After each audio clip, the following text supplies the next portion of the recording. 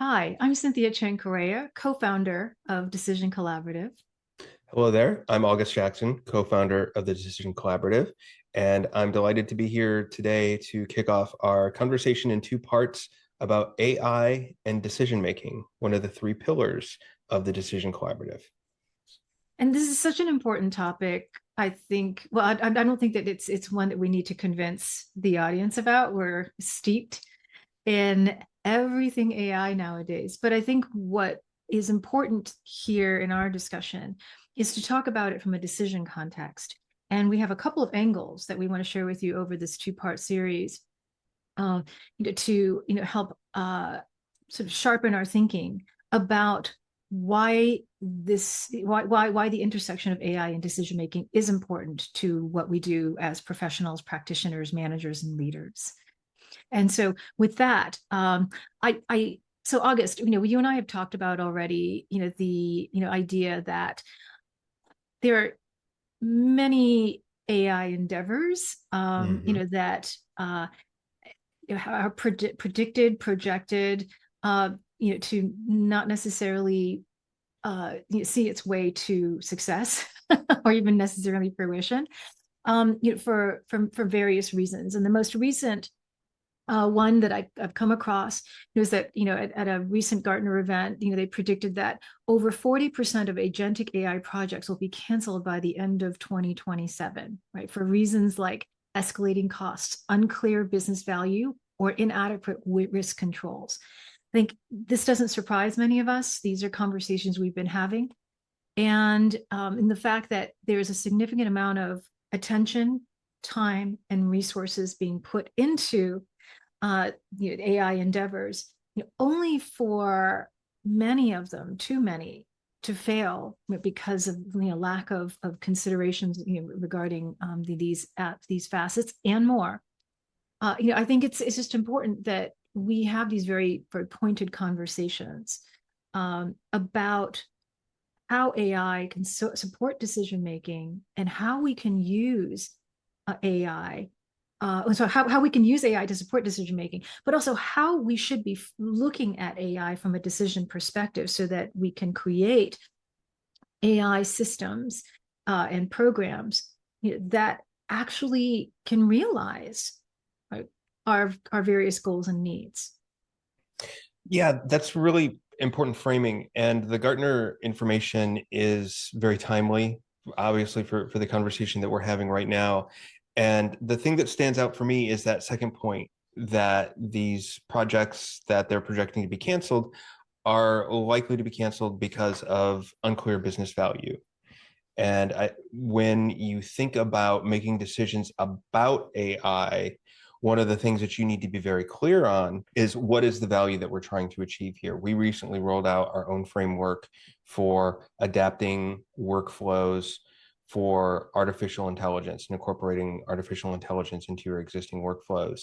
And one of the things that we highlighted there is the necessity to be very clear about what is the benefit that you're hoping to achieve by applying AI to existing workflows.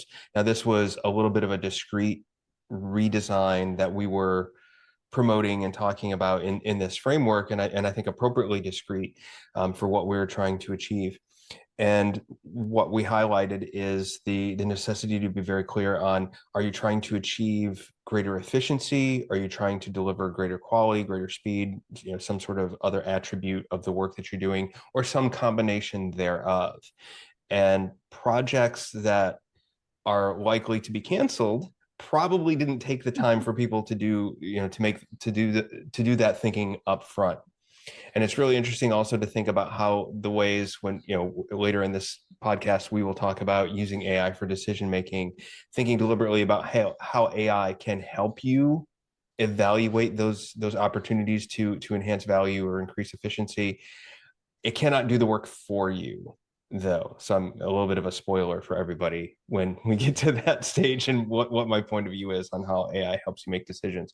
So really interesting point from the Gartner survey, and thank you for bringing that out. Yeah, and I just also want to mention too that when you mention discrete, it's DISCRETE rather than Yes. EET, just to clarify, right? Yes. Um, because what we were focusing on in that webinar, and for those of you who missed it, I will also pop a link down below in the description so that you can see that, because this is a very pointed look, right, at how we might be able to approach workflow redesign and adapt workflow. And that's just a smaller piece, right, of an entire process. And then above that, or surrounding that, an entire system. And that's really what we're moving towards as well, I think, for context, where I think most of us are prepared to look at how we can enhance workflows through using AI. And even that is a bit of a struggle, right? Because it requires a number of different approaches and dimensions, and we'll certainly get to that. But when we're talking, but just to more broadly, think about this, when we think about then trying to reshape or redesign entire processes and ultimately entire systems, right, around AI, or that's augmented by AI, or at least agentic AI, that now requires reframing a lot of things. And so it's not just about the idea of bringing AI in, it's plugging into different components. We're really having to take a much deeper look at who we are, what our goals are, how we function, and then a lot of the in-betweens, the space in between these things, right? Culture, right? Different types of stakeholder perspectives and concerns, things that are not necessarily surfaced in the day-to-day. But when we're talking about entire redesigns, these are significant considerations that can actually make or break these endeavors. And this also brings me to another sort of study that we've discussed before too. This is going back to December 2024, where McKinsey had put out a banking a document about AI in banking. I think it's called Rewiring the Enterprise.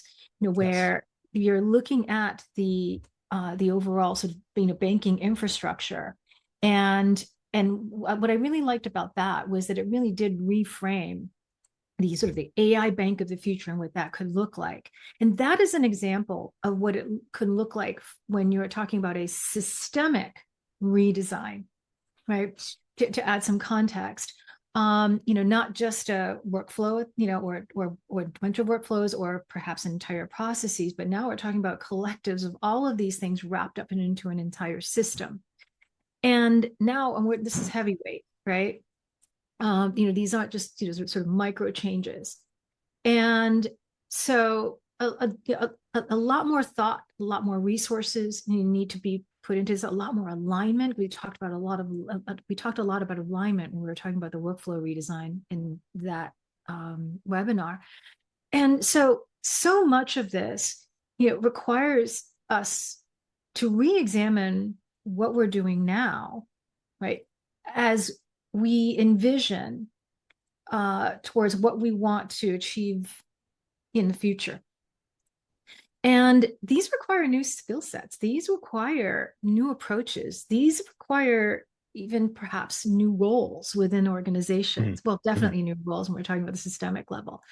And so much of this context is really important for us to consider as we embark on this discussion about sort of the two ways that AI relates to decision making. Yeah, absolutely agree. And if I could connect the dots between one of the things that you brought up when you talked about who we are, and I thought that was just such an interesting question to put on the table. I don't think a lot of organizations are asking who we are when they put IT projects on the table, and AI and rethinking, particularly at that systematic level that the McKinsey survey looked at in the context of banking, really does require us to ask some of those very foundational and fundamental questions. Because we have to think about, when we're making decisions about AI, we have to think about what are the things that we do want to automate, or we do want to augment using artificial intelligence, as well as what are the things that we do for whatever reason, whether it's regulatory compliance, whether it's development of our people, whether it's data privacy, whether it's data governance in some way, what are the things that we want to keep back and maintain as manual processes or processes that are undertaken by more deterministic tools like predictive analytics, which back in the day, predictive analytics were AI, and now they are run of the mill and generative AI and agentic AI. That's what's AI today in the modern world. But those more deterministic tools, in the context of banking, something like risk management and risk mitigation might be more appropriately handled in a deterministic model based on the value that we're trying to deliver to our customers, to our employees, to the markets. So that question that you put out there, who are we? Really, that is a really vital question for organizations to answer as they for themselves as they start down these paths. And I agree with you that those are questions that are not usually asked and may require new skills, may require new teams to help answer those sorts of questions. Yeah, yeah. And I think that one of the some of the ways that organizations are also underprepared for this question too is that they don't necessarily think about levels of AI maturity, right? Mm. Too often, they think about how AI can help us transactionally, where we have, these tasks. And so from a transactional, perspective, from a tactical perspective, we were just going to use AI, to augment, to automate certain aspects, as opposed to thinking about AI from a more holistic perspective. And so, say, for example, the work that I've done with clients is to actually look at AI maturity models, Mm-hmm. right? And we've actually developed one just for specific teams as opposed to the organization itself, right? Because some organizations are large enough that it's there's a specific team that's just more mature and more advanced, and so thinking in terms of the AI maturity, right, going from from tacticals to strategic and systemic, and where you are, understanding where you are and understand where you want to head is really important. And then from there, to be able to design a roadmap, right, that helps you thoughtfully think about how where you want to go, really does address some of the issues that surfaced in this Gartner the estimate, right? um where this lack of planning, right, becomes the issue. Because I think that many of us are still very much indexed on this being more transactional and tactical, as opposed to pulling back and thinking more holistically about, Mm-hmm. how this can change. And granted, it's very easy, I think, to fall into this line of thinking because I think for many people who are using AI, we're not in the strategy space of the organization, right? We're not in that tier anyway. And those are the folks who are handling digital transformation for the enterprise. But we're all touched by this. Mm-hmm. And as we touched on in the workflows webinar too, sometimes there are unintended consequences, Mm-hmm. when you have the top down or so somebody within a particular team just saying, yeah, we're just going to do things differently now, and it's a lack of alignment. Or perhaps you even have folks who who aren't thinking necessarily about what what the effects are of bringing in these types of tools in Mm-hmm. terms of disrupting, right, workflows, and disrupting actually what works well already within the team. And so a lot of these things, I think, really require managers and even their own team members, right? Because this is the bottom up aspect, their own team members, to share perspectives and to ask really important questions and to really re-examine what works and what doesn't work, what's going to Mm-hmm. transform it, and the linchpins, right, that occur downstream if we were, to make certain changes. There's a lot to think about, but there are also a lot of frameworks that are in place to help us think about this too. Absolutely. And I think we put together a good one, quite honestly, for evaluating workflows And in our case, when we talk about the webinar, we're talking about a webinar that we did for a company called CoLoop recently. And we looked at the workflow for qualitative research and how might you undertake an exercise to incorporate AI into that workflow. I really like the framing that you just gave about evaluating the downstream consequences as well. Because when I think about making decisions about AI, I naturally bring into that consideration my own experience in B2B SaaS as a Mm. market and competitive intelligence leader.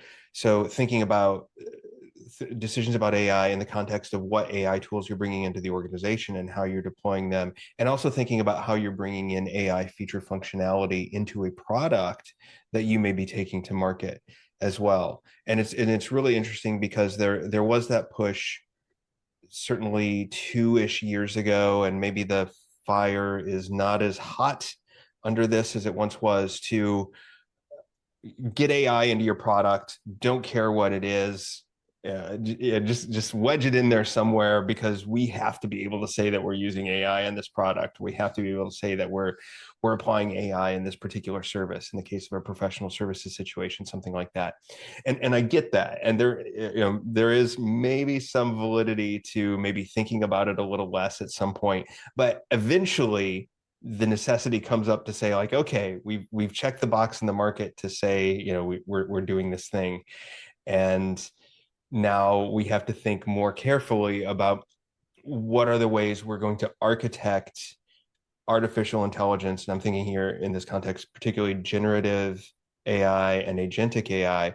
What are the ways we're going to architect those capabilities into our product or into the organization if we're buying those products, to say, really deliver value for our employees or our stakeholders inside of the organization if we're bringing it in, or our customers if this is features that we're trying to build into our product. So there's a million and one decisions to be made about what are the best ways to do that. And again, so many of those decisions come back to who do we want to be, who are we, and who do we want to be as well. So just to continue to go back to that point. Yeah, yeah, absolutely. And and I think this is why I think that there's a discipline, right, and a rigor Mm-hmm, that can mm-hmm, be brought into this that I think can serve people and teams really well. And I don't think that there's enough consideration across the board about this, because, like you say, a lot of times it's just buying into the sales pitch, and we've mm-hmm, seen this with knowledge management, right, during that boom, and in all the various other sort of subsequent, minor tech waves, where there's always the promise of, or we're selling you this and that. And it's, like federated searching is going to help you with, there's a whole lot of stuff, right? That a lot of history that we can connect this to.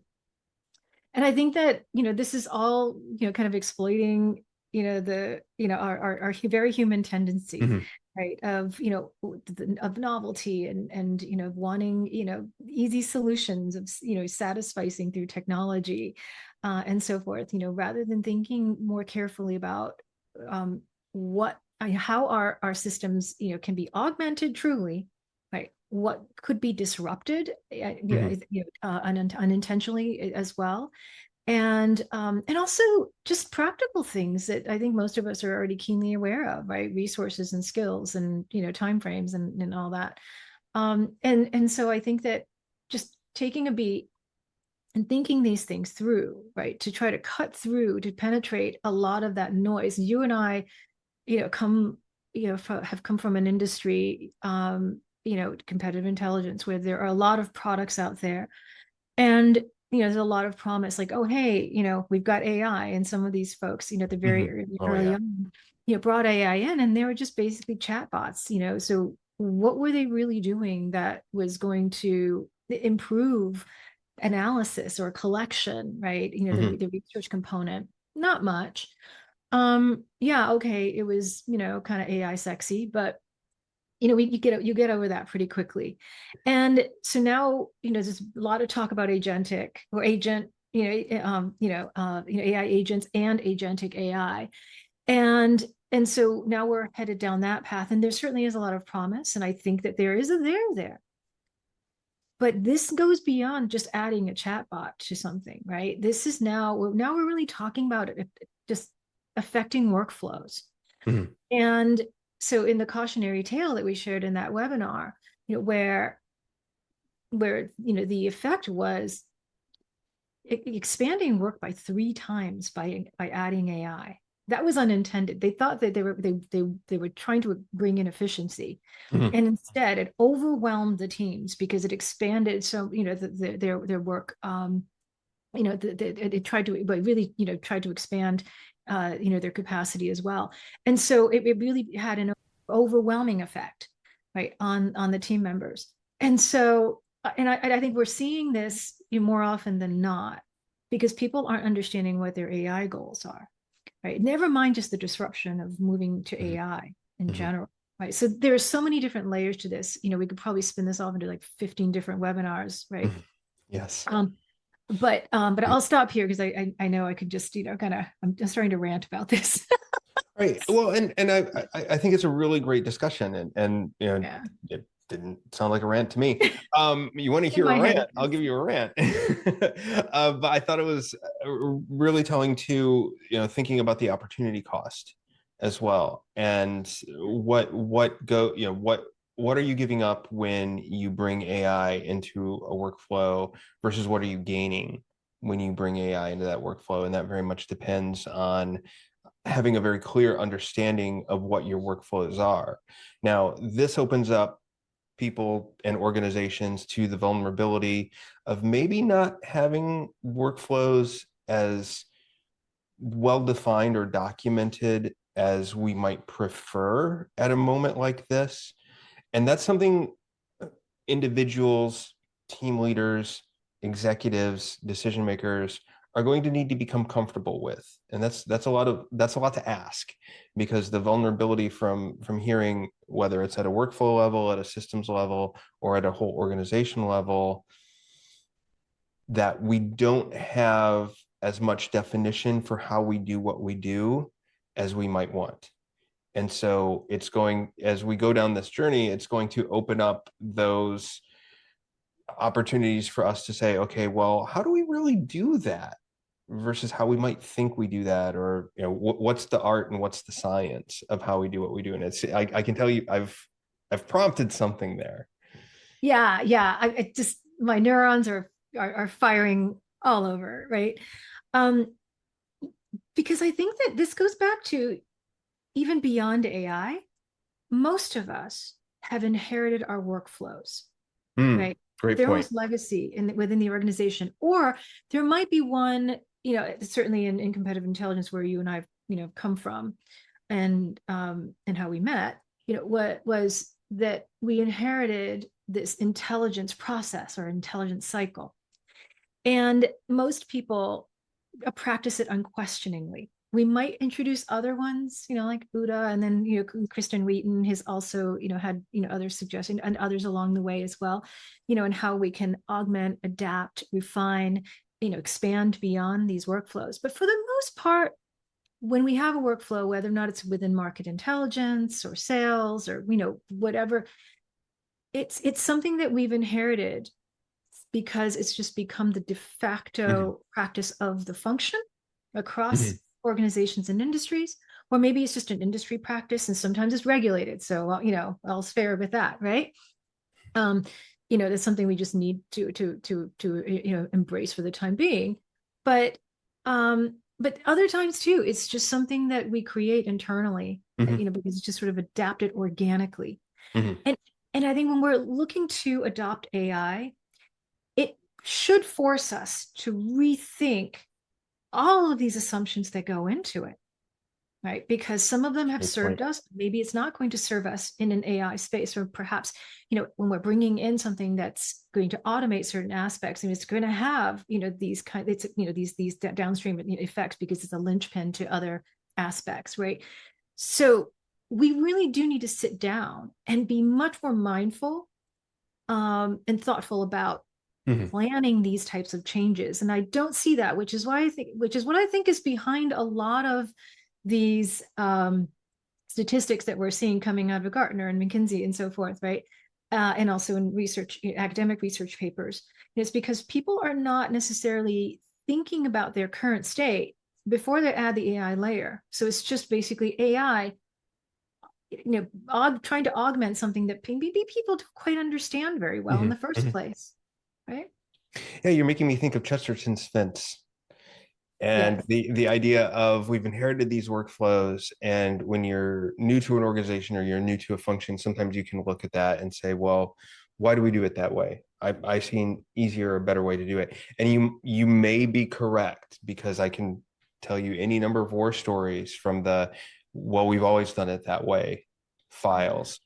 However, there may be reasons, they may be, lost to the fog of history about why we do it that way. And any workflow redesign, system redesign, whether it's AI or otherwise, needs to be undertaken with the premise of A/B testing, for example. Let's be clear on what we're trying to achieve with this change. Let's do it the legacy way here. Let's apply the new methodology here, and let's see if we meet our objectives and evaluate whether or not we move forward with this model, as opposed to ripping out what was already there and then finding ourselves sort of unable to re-implement it. And to the story of Chesterton's fence, now all of a sudden we have herds of cattle walking across this road because we decided, I don't know why that fence is there, so I want to get rid of it. Yeah, so the digital equivalent of the herds of cattle walking across this road.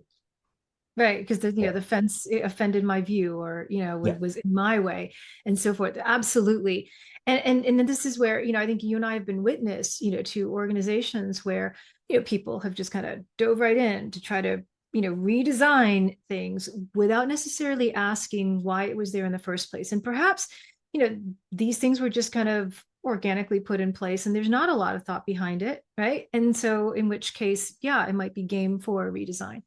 In other cases, right, there could have been some very important thoughts, but now it's been lost. The institutional memory is not there, Hmm. right? Hmm. We're not necessarily asking the right people. And I think that, this is why it's really important for people to be very mindful of these things, because like a Jenga tower, right? Yeah. You're thinking, oh, well, this one sticks up and doesn't look really good, but you pull that and the whole tower comes down. And so, and it's hard to say necessarily, because this is really situational, right? It's very much based on the organization, teams, and so forth. So it's hard to make generalizations about these things. But I think what we're trying to do is just to highlight for people that AI is important. It's a real thing, right? But you have to approach it in a very, very mindful way when we're talking about supporting, when making decisions regarding, our whatever AI play we want to get into.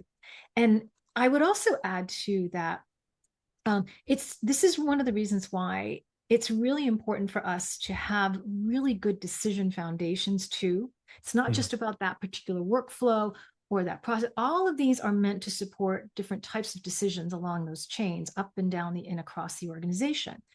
And so when we're thinking about these foundations, and we've actually created a foundation model that we've used because we haven't found that existed anywhere, right? Hmm. And we'll talk about that in a future video. But these decision foundations are really important because they really look at the different types of inputs or the different types of factors that go into decision making beyond just the information or the facts or found frameworks, which is what people tend to overly focus on. I mean, it's important; those are important, but those are just a fraction of Yes. what goes into decision making. So the idea of understanding what's going on in terms of various types of personal, right, leadership management needs and Hmm. priorities, Hmm. group or organizational needs and priorities, those are also really important aspects too, that require deliberation before we just dive into the AI pool. Mm, absolutely. And then I think too, if I'm a yes and for a moment here, is to think about the a little bit of a decision taxonomy as well. Are these decisions that are highly path dependent, where we're making our choices, we're making our decisions, and you can think about the capital investment that goes into, either buying AI tools or deploying AI functionality into a software that we might be taking to market, or upending workflows or systems as well. You can think about some of these as being decisions that cannot be unmade, or cannot be unmade very easily anyway. I think the terminology from Amazon is the one-way door and the two-way door, and the idea that once you've stepped through it, you can't step back. And depending on your approach to AI, you may be talking about a level of capital intensity where the final decision, it really is fundamentally a one-way door, and the decision that cannot be unmade as well. And that has to relate back to what you were just talking about, Cynthia, when you were talking about the cognitive pieces, and all the elements beyond what most people usually think of when they think of decision making. You have to bring those factors into the story as well, because that will influence whether and how people can really effectively make a decision about these really significant issues. Absolutely. And we see this as well. And this is where I think it falls into those of us who also paid attention to behavioral economics and the work of Kahneman and Tversky and others, right? Thinking about system one to system two thinking, and also just personal style and perspectives, right? Just understanding and obviously individual priorities, right? These are all different facets that we need to recognize that just go into one aspect of decision making. And so now when we're just looking at that one aspect, let's just forget the inputs and the facts and the frameworks and all these others that we'll talk about later. And then you're adding an AI layer, right? Without understanding these things, it's very easy to overshoot, undershoot, or just completely miss the point of bringing AI in, right? Because you're not necessarily understanding how decisions are being made within a workflow, within a process, through the OLVAR system and so forth. And so I think that mapping types of decisions within the organization, or even for a particular type of decision, just the types of inputs or how that decision oftentimes is made, like these types of sort of internal analysis becomes really important as well, right? Before we take those huge steps, right, in AI investment.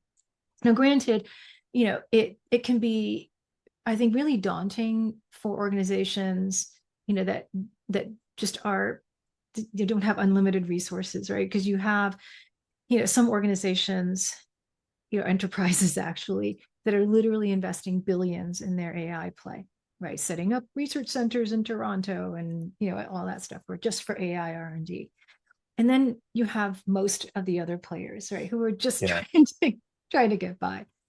So I think that the sense of urgency or the sense of scope and transformation, I think in the minds of a lot of people can be very, very daunting. So it's very easy to want to just kind of dive into the deep end. But when we're talking about something that really can have significant shifts within the organization, or it could be resource, time, opportunity intensive, to the organization, these are areas that we want to tread carefully, right? Because it really can have strategic consequences, right?